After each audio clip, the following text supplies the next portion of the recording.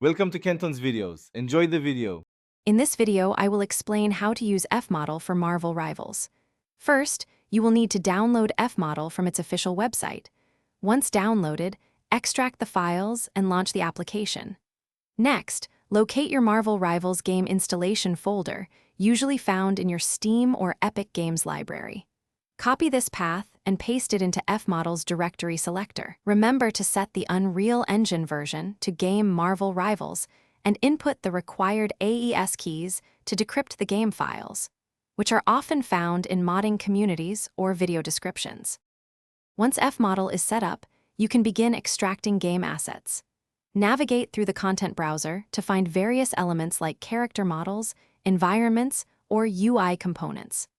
Many characters are identified by unique 4-digit codes, but you can also preview them directly within Fmodel. To extract, simply right-click on the asset or folder you wish to save and choose the Export Folders Packages Raw Data option. Ensure you have a designated output folder, perhaps named Extracted Mods, to keep your files organized. After extraction, you'll have various file types including UAsset for general assets and PSK or PSA for models and animations. For viewing or editing, three-dimensional software like Blender, often with a PSK/PSA importer plugin, is essential. It's crucial to organize your extracted content into clear folders to streamline your workflow.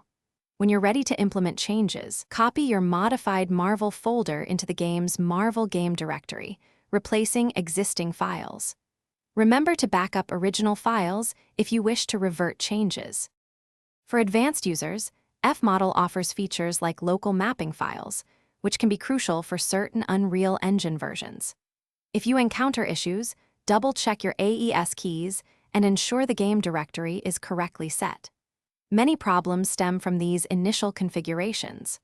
The Marvel Rivals modding community on platforms like Discord is an excellent resource for troubleshooting and finding the latest information. Always remember that modifying game files can sometimes lead to unexpected issues or even account bans, so proceed with caution and at your own risk. Thanks for watching. Consider subscribing if we helped you.